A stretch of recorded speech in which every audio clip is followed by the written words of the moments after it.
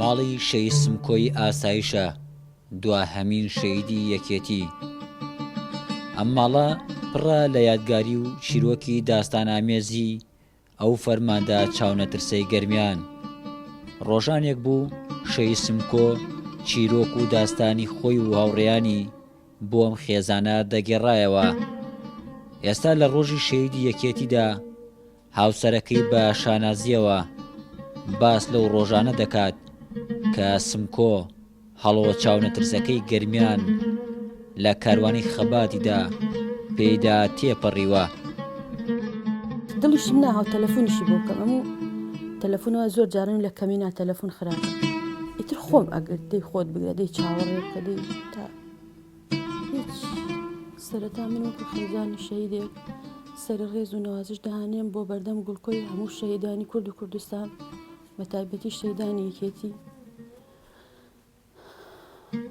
ئەوە نە بە دڵسۆزی، ئەوە نە بە حەزیە کرد هەموو شتەکان بەدەست خۆی بکە، حەزیە کرد یعنی بستێ خاک ئەو خۆتان ئاگادار نەبوون لە سەیتەرەکە ئەو وەختە حەزی نەئەکرد هەموو شوێنەکان چۆڵ کرا. ئەو ینی ئەیوت ئەگەر ئاسایش نەبێ ئەگەر خۆمان نەبین لێ کەلار یعنی کەلار تەواو بێ ئەو بۆ قەنەعاتە و ئیشیە کرد حەزیەکە ئەو ئەیتوانی نەیکا بەس حەزیە کرد بەدەستی خۆی بیکات.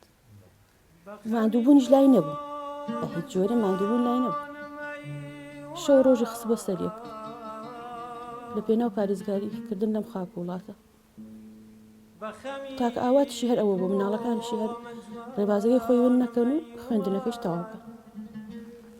ئەو هەتا ئەو جاریش کە سەریشی زامار بوو و قاچشی وای لێ هات ئەوە نەبوو، بەڵام ئەوە پەکی بخات بڵێ ناڕۆم ئیسراحەتەکەم ئەم لاولایە بکە. ئەوە زیاتر بۆ دڵخۆشە بوو، زیاتر ینی بەش وەکو شانازیەک وا بوو لای کە ئەو زامار بووە. ئەم شەهید بوونەیشی باوەڕەکەی یعنی زۆر لە پێش چاوی بوو، ئەیشی زانی قسەیشی بۆ مەکرد بەڵام هیچ سڵیشی ناکرد. منیش هەر بە هەمان شێوەیە و سەیرمە کرد ئەو وایە ینی باوەڕەکەن حەزمە کرد خۆمیش هەموو کاتێک لەگەڵا بوومە. ئەوە نە ئەترسام، ئەوە نەبیرم لەم ڕۆژەش ناکردەوە. اینجا زۆر جار باسیە کرد خۆی کە چوون بۆ پێشمەرگایەتی مناڵ بووم هەتا پیاوێک شەخەڵکیم ئاوایە نازانم وتێتی کوڕم پەرلە مەکە تۆیش ئەیکەیت و کوڕەکەی تۆیش ئەیکە هەر تەواو نابێت. ئەنگی زۆر جارم قسەی بۆ مناڵەکانیە کرد. ئێرە ناحی سەرقەڵایە، لێرە دوا مەنزڵگەی شەی سمکۆی ئاسایشی لێیە.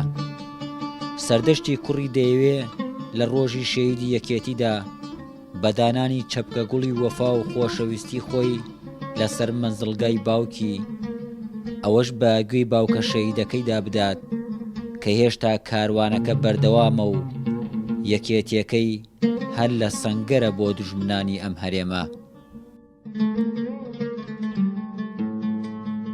لەم یادەدا کە یادی ڕۆژی شەیدان یەکێتیە سەری ڕێز و نەوازش لە ئەلومنی لە ئاست گەورەی و گولکۆی تێگرا شەیدانی یەکێتی نیشتمانی کوردستان و شەید سمکۆی باوبوون کە دیارە یەکێتی ئەم کاروانەی بەردەوامە و دانەبڕەوە لەم کاروانە کە باوکی منیش کە شەیدی ئەم کاروانە بوو لەو ڕێگەدا گیانی خۆی بەخت کردو و پارێزگاری لە وڵات و نیشتمان کردو. منیش باڵێن دووپاتەکەمەوە کە درێژە پێدەری ڕێبازی باوکم بوو. دڵنیام کەەوەی لە یەکێتی کە لە سەرای دروستبوونیەوە شەیدێکی زۆری داوە بۆ پارێزگاری لە خاک. لێرەشەوە دڵنیایە ئەدەم کە یەکێتی درێخی ناکە لە شەهیدان بۆەوەی شەهیدی بدا بۆەوەی خاک وڵاتی خۆی بپارێزێت. شەهید مقەدەم سمکۆ عەلی لە بەرەبەیانی ڕۆژی 1/11/1970 لە گوندی قولیجانی سەرحەد لە گەرمیان لە بنەماڵەیەکی کوردپەروەر و قوربانیدەر هاتووەتە دنیاوە.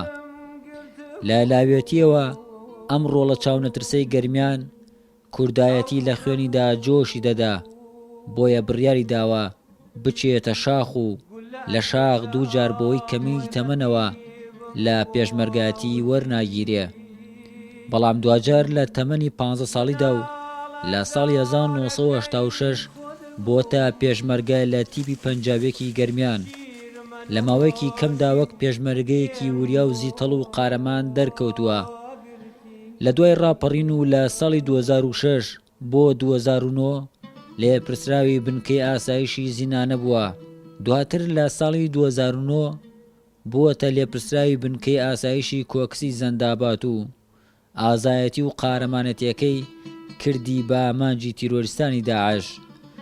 دوجار لە کۆتاشەوەکانی مانگی 11 2019 لەگەڵ دوو لاوڕێکانی کەوتنە بۆسەی تاریکپەرستانی داعش و شەهید کران. شەهید مقەدەم سمکۆی ئاسایش لەگەڵ شەهید زیاد خەلیفە سوڵتان هەردووکیان دواهەمین شەهیدن کە یەکێتی بۆ پاراستنی ئارامی و ئاسایشی ئەم وڵاتە بەخشیوێتی. بەڵام کۆتا شەهیدی حزبی شەهیدان نابن چونکە هێشتا کاروانەکە بەردەوامی هەیە. شاخۆ ئیبراهیم، گەلی کوردستان، گەرمیان.